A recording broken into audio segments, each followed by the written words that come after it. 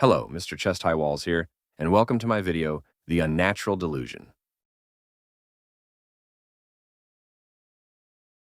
The term natural generally means that which exists with minimal or no interference by the higher brain functions of humans, such as thinking, reasoning, and initiating or inhibiting behavior.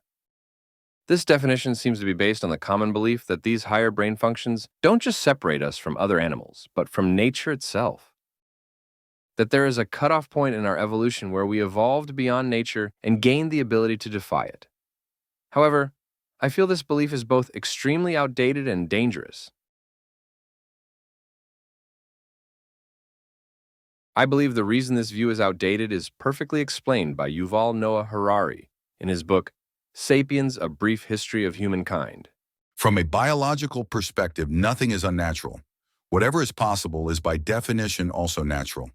A truly unnatural behavior, one that goes against the laws of nature, simply cannot exist. In truth, our concepts natural and unnatural are taken not from biology, but from Christian theology. God is the thing that creates the division between the natural and unnatural. He's the one drawing the line in the sand of the universe. If someone, as an atheist, gets rid of him, they should lose the division as well. A similar point is also touched upon by John Corvino in his book, What's Wrong with Homosexuality? There's also something very odd about asking whether a trait is biological. We're flesh and blood creatures, so at some level, everything about us is biological. Even my decision to wear a blue shirt today has the same biological substrate involving synapses in the brain and whatnot. So the real question is not, is it biological, but what's the biological story here? Choice or any other function of the brain is as biological and therefore as natural as anything else. What separates humans from other animals doesn't do so by category, but by degree, as human beings are still classified as a type of animal. No matter how evolved we become, everything we are is still a product of evolution. So, whether someone defines nature as biological, evolutionary, or animal behavior, everything about a human being fits with those definitions. Humans cannot define nature, only redefine its meaning.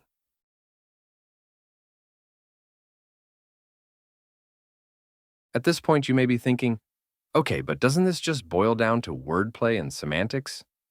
We know what people mean when they say unnatural, so does it really matter that it doesn't exist? Well, considering I made this video, then my answer to this is obviously yes.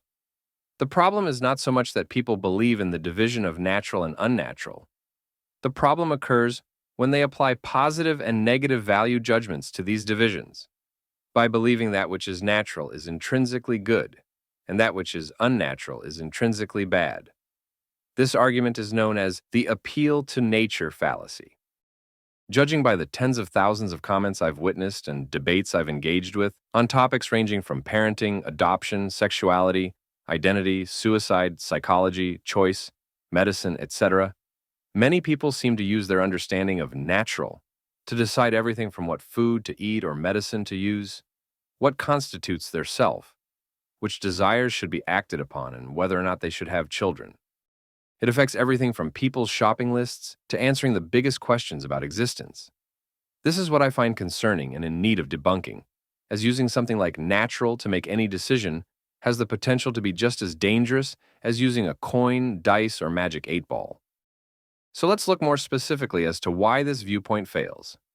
One way is to point out how what is natural has no intrinsic moral value. To continue what Yuval Noah Harari says in Sapiens, The theological meaning of natural is in accordance with the intentions of the God who created nature.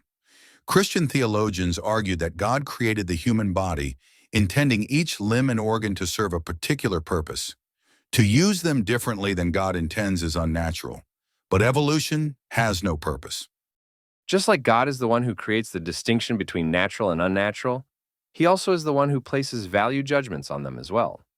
If you take God out of the equation, then the value judgments disappear with him. Another response to the fallacy is to simply point out all the things considered natural that do not aid in human flourishing, either by increasing suffering or decreasing well-being. There's plenty of points that have already been made in everything from books to YouTube comments. So, in order to provide a more original and, I feel, stronger case against the natural equals good narrative, I'm going to criticize something which is almost never criticized: procreation. Specifically, nature's screening process for parents, which consists of the physiology needed to create children, sexual intercourse, pregnancy, and childbirth. How is that an effective screening process for the job of being a parent? Where is the overlap of skill sets between creating a child and raising a healthy, happy, functional, and productive member of society? Physiology is luck. Sex requires the skill set of a drunk, horny teenager. Pregnancy and childbirth, while impressive and a lot of hard work, requires no skills that are transferable to the challenges of being a parent. Also, look at the man-made screening process for parenthood adoption. How closely does it mirror the natural process of parent selection? Not at all. They look for things that actually impact your ability to be a parent. The ability to create a child does not factor into this at all. I can sense a lot of people taking offense to this, but I believe this feeling is very misplaced. I am the one who is showing great admiration and respect for the job of being a parent. I am the one who is acknowledging it is the hardest and most important job there is. That is why the reproduction process produces so much disgust in me, because I can clearly see how inadequate it really is. The people who say or even imply there is a direct or even casual link between the ability to create a child and the ability to raise one are the ones whom parents should be offended by. They are the ones who are saying this job is so easy that a screening process that allows almost anyone to do it is perfectly acceptable. The danger of this screening process is further magnified by those who fail to see how flawed it is. Consider the dichotomy of mental processes between someone who appeals to nature and one who doesn't when trying to answer the question, should I have a child? For someone who does not appeal to nature, their answer will depend on numerous variables that might impact the quality of life for the individual and their children. For someone who does appeal to nature, their answer would simply be yes. And the reasoning would be some variation of it's natural, it's evolution, it's our biological function or purpose. The appeal to nature basically boils down to a form of heuristics, a mental shortcut that allows people to make judgments quickly and efficiently. Finally, many believe that anything that interferes with an individual procreating, such as being homosexual or choosing to be child-free, is going against nature, biology, or evolution. Obviously, I don't believe we can do this. However, if anything does go against evolution, it is not forgoing having children. It is blindly having children without forethought or reflection. Procreation has graduated from a necessity to an option a long time ago. Natural selection is now a conscious process, and humans whose beliefs and behavior does not reflect this are not acting like what they are, evolved beings who have choice, but as a lesser evolved species who does not. If our purpose is derived from nature, biology, or evolution, and everything we are is also a product of those things, then our purpose is literally whatever we want or choose it to be.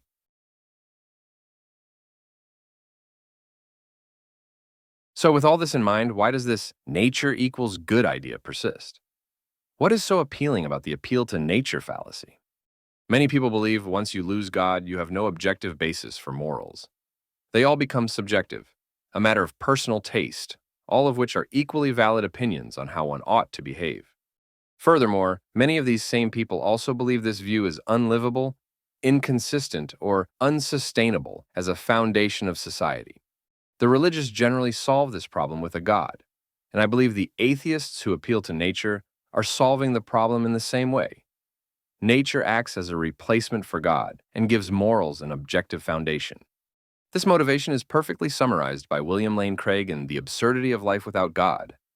Unable to live in an impersonal universe in which everything is the product of blind chance, these persons begin to ascribe personality and motives to the physical processes themselves. They smuggle in a God substitute through the back door because they cannot bear to live in a universe in which everything is the chance result of impersonal forces. Essentially, it is a belief system that states there is this force that creates, guides, and connects to all living things. This force has a set of laws that only humans can break. They never should, as this force, and therefore the laws, are intrinsically good. This, to me, mirrors enough qualities with the religious belief to consider it one. And the reason I'm arguing against it is the same reason many atheists will argue against the existence and/or worship of any God. Because while it may be good for many of its adherents, it can be bad for everyone else. And sometimes bad for the adherents too. Finally, I'd like to end this video with this quote by Daniel Dennett from his book Darwin's Dangerous Idea. It is amusing to note that the fundamental bad argument of social Darwinists is identical to a bad argument used by many religious fundamentalists, whereas the fundamentalists sometimes begin their arguments by saying, if God had intended man to, the social Darwinists begin theirs by saying, in effect, if Mother Nature had intended man to. And even if Mother Nature, natural selection, can be viewed as having intentions, in the limited sense of having retroactively endorsed features for one reason or another, these earlier endorsements may count for nothing now, since circumstances have changed. Once again, this has been Mr. ChestHighWalls. Thank you for watching.